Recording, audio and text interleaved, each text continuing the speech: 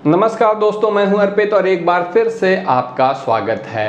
पिछले लोकसभा चुनाव में मिली करारी हार के बाद उपचुनाव में भी भारतीय जनता पार्टी को भारी फजीहत का सामना करना पड़ा जब उसके ज्यादातर प्रत्याशी चुनाव में बुरी तरह से हारे। लेकिन आने वाले समय भाजपा के लिए और भी ज्यादा खराब होने वाले हैं, क्योंकि अभी उत्तर प्रदेश में 10 सीटों पर उपचुनाव होने हैं और आप जानते हैं कि पिछले लोकसभा चुनाव में ही भाजपा की उत्तर प्रदेश में कितनी दुर्दशा हुई थी। ये जो 10 सीटें हैं, इनमें आंकड़े बता रहे हैं कि ज़्यादातर सीटों पर यहाँ भाजपा हार जाएगी। और आज हम बात करेंगे उन सीटों पर और उनके संभावित प्रत्याशियों पर कि कौन कितने पानी में है। तो सबसे पहले आप देखें तो अखिलेश यादव समाजवादी पार्टी के राष्ट्रीय अध्यक्ष, इन्होंने पीडीए का नारा दिया पिछले लोकसभा चुनाव में और जो हमारे देश का या हमारे प्रदेश का जो जातीय समीकरण है उसे समझने और साधने में सफल हुए। नतीजा ये हुआ कि अब की बार 400 पार का दावा करने वाली और उत्तर प्रदेश में सभी सीटें जीतने का दावा करने वाली भारतीय जनता पार्टी केवल 33 सीटें जीत सकी और उत्तर प्रदेश में ही दूसरे नंबर की पार्टी बनकर रह गई। तो ये समीकरण निश्चित रूप से आने वाले समय में भी इसी समीकरण यानी पीडीए के नारे के अनुरूप ही टिकट दिए जाएंगे।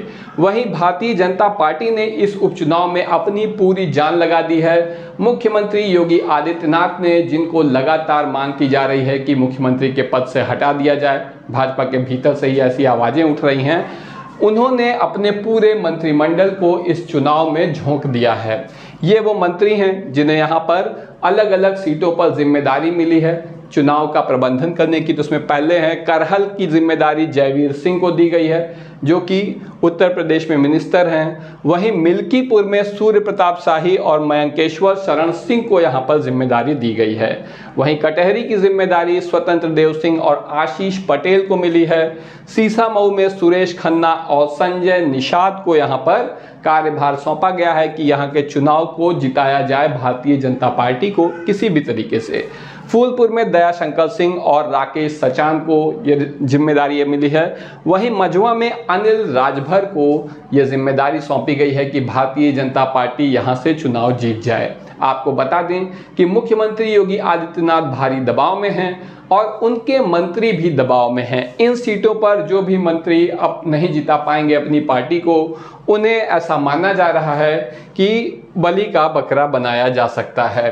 गाजियाबाद में सदर में सुनील शर्मा को जिम्मेदारी दी गई है।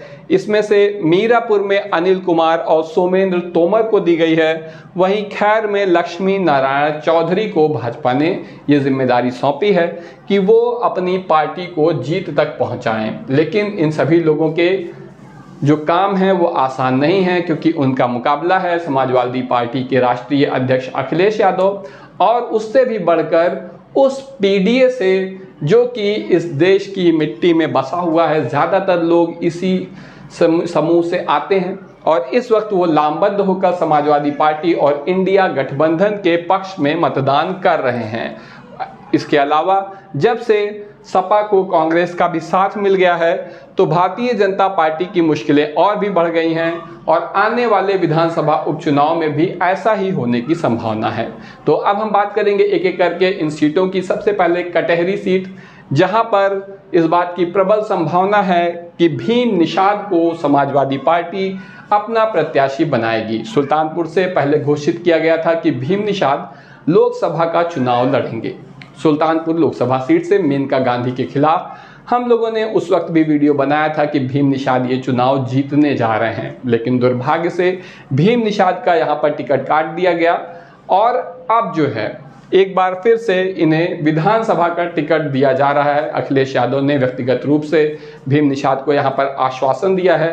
इसके अलावा लालजी वर्मा जो बगल में खड़े हैं, ये अपनी बेटी छाया वर्मा के लिए भी यहाँ से टिकट मांग रहे हैं। लेकिन अगर छाया वर्मा को टिकट दिया जाता है तो वो उतनी अच्छी प्रत्याशी घोषित नहीं हो सकती हैं, क्योंकि एक तो यहाँ पर काफ़ी लोकप्रिय हैं भीम निषाद, उन्होंने लगातार काफ़ी काम किया हुआ है, उनके साथ एक सहानुभूति भी है।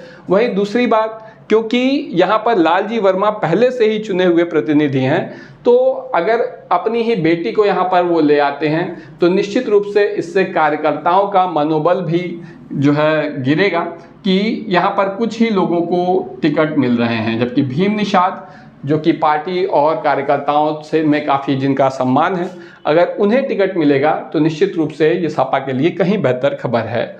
सुल्तानपुर से यहाँ पर जो है भीम निषाद ने लोकसभा चुनाव लड़ना का ऐलान हुआ था, लेकिन अंत समय में उनका टिकट काट दिया गया। बीजेपी सपा में होगी जोरदार टक्कर उपचुनाव में निश्चित रूप से। और एक जो बड़ी खबर यह है वो ये है कि बसपा को बहुत ज़्यादा नुकसान हो रहा है। बसपा के लिए भी ये उपचुनाव बहुत ज़्यादा महत्वपूर्ण है, क्योंकि पिछले लोकसभा चुनाव में कोई सीट जीतना तो दूर की बात है, दूसरे नंबर पर भी बसपा लगभग कहीं नहीं थी, जो कि बहुत बड़ी चिंता का विषय है। अब देखना होगा कि इस उपचुनाव में बसपा की रणनीति क्या रहती है। अगली सीट है यहाँ पर सीसामऊ। सीसामऊ के विधायक इरफान सोलंकी ने एक महिला का रेप किया था, उनके साथ बलात्कार किया था, ऐसे उन पर आरोप हैं, अदालत में सिद्ध हुए हैं। और उसके बाद उसके घर को भी जला दिया था, आग लगा दी थी। इसी वजह से इनकी विधायकी चली गई है। और अब जो है इनकी पत्नी नसीम सोलंकी को यहाँ पर टिकट दे रही है समाजवादी पार्टी। और इस बात की प्रबल संभावना है कि नसीम यहाँ पर आसानी से चुनाव जीत जाएंगी, क्योंकि जो जातिगत समीकरण हैं वो उनके पक्ष में हैं। अगर आप 2022 के चुनाव को देखें तो यहाँ पर इरफान सोलंकी ने लगभग 79,163 वोट मिले थे। वहीं भाजपा के सलील बिश्नोई को 66,000 वोट मिले थे। और उस वक्त कांग्रेस जो है अलग थी, जहां से हाजी सुहेल अहमद को 5,616 वोट मिले थे। इस बार सब लोग साथ मिलकर लड़ेंगे तो भाजपा के लिए और भी मुश्किल होगी। हालांकि इरफान सोलंकी ने यहाँ पर अपील की है, कोर्ट के फैसले को चुनौती दी है, लेकिन अब इसमें फिलहाल कितनी जल्दी को सफलता मिलेगी कि नहीं, ये कहा नहीं जा सकता। एक और जो महत्वपूर्ण सीट है वो है अयोध्या की मिल्कीपुर सीट। आप जानते हैं कि भाजपा अयोध्या में हार से बौखलाई हुई है और यहाँ पर समाजवादी पार्टी अवधेश प्रसाद के बेटे को यहाँ पर टिकट देने जा रही है। अवधेश प्रसाद ने अयोध्या में भारतीय जनता पार्टी के लल्लू सिंह को बुरी तरह से हराया था और तब से यहाँ पर हिसाब बराबर करना चाहती है भारतीय जनता पार्टी। और अब देखना है कि उनके बेटे को अगर यहाँ पर हराने में सफल होती है अजीत प्रसाद को, तब तो जो है कुछ हद तक भाजपा के जख्मों पर मलहम लग जाएगा। लेकिन इस बात की संभावना है नहीं और पूरी संभावना है कि यहाँ से भी एक बार फिर से जीतेगी समाजवादी पार्टी। इसके अलावा अगली सीट की बात करें तो यहाँ पर जो है करहल की सीट है। करहल में तेज प्रताप यादव को यहाँ पर टिकट देने जा रही है समाजवादी पार्टी, जो कि अखिलेश यादव के परिवार से ही आते हैं और आसानी से ये चुनाव जीत जाएंगे। अगर आप करहल का 2022 का समीकरण देखें तो यहाँ पर अखिलेश यादव चुनाव लड़े थे, 1,48,000 से अधिक वोट उन्हें मिले थे। वहीं डॉक्टर SP सिंह बघेल को मात्र 80,000 वोट मिले थे। तो यहाँ पर तेज प्रताप के लिए कोई मुश्किल नहीं होगी, वो बहुत आसानी से ये चुनाव जीत जाएंगे। अब हम बात करते हैं मिर्ज़ापुर की मझुआ सीट के बारे में। आपको पता है कि यहाँ पर समाजवादी पार्टी ने रमेश बिंद को चुनाव में उतारा था। वहीं भाजपा की तरफ से अनुप्रिया पटेल यहाँ पर लड़ी थी, अपना दल सोनेलाल उनकी पार्टी का नाम है। और यहाँ पर बहुत ही ज़ोरदार मुकाबला हुआ था और किसी तरह से यहाँ पर अनुप्रिया पटेल अपनी सीट बचाने में सफल हुई थी।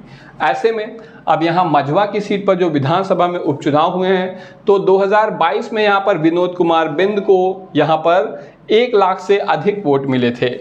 वहीं सपा के रोहित शुक्ला को 69,000 वोट मिले थे बस। तो यहाँ पर सपा की हार हुई थी। लेकिन इस बार देखिए, ये निषाद पार्टी से विनोद कुमार बिंद लड़े थे, लेकिन इस बार निषाद समुदाय का वोट समाजवादी पार्टी के साथ है। तो ऐसे में यहाँ पर भाजपा के लिए मुश्किलें खड़ी होने जा रही हैं। इसके बाद हम बात करेंगे मुरादाबाद की कुंदरकी सीट के बारे में। तो कुंदरकी की जो सीट है, यहाँ पर उपचुनाव में किसी मुस्लिम पर भारतीय जनता पार्टी दांव लगा सकती है, ऐसे लगातार चर्चा है।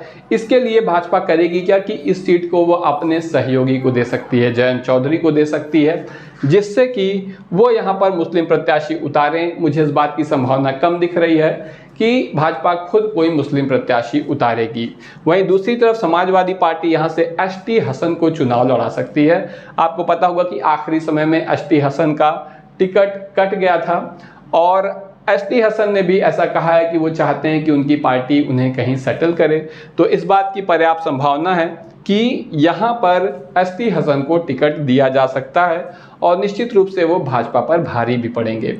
इसके बाद मीरापुर सीट, जहाँ पर कहा जा रहा है कि चंद्रशेखर आज़ाद अपनी पत्नी को चुनाव लड़ा सकते हैं, और तो ये भी एक देखने वाली दिलचस्प बात होगी कि यहाँ पर जो है कैसा मुकाबला होता है। समाजवादी पार्टी यहाँ से कादिर रजा को मैदान में उतार सकती है। यह है कादिर रजा, इनको मैदान में उतार सकती है। काफ़ी लोकप्रिय चेहरे हैं और अच्छा प्रदर्शन करेंगे।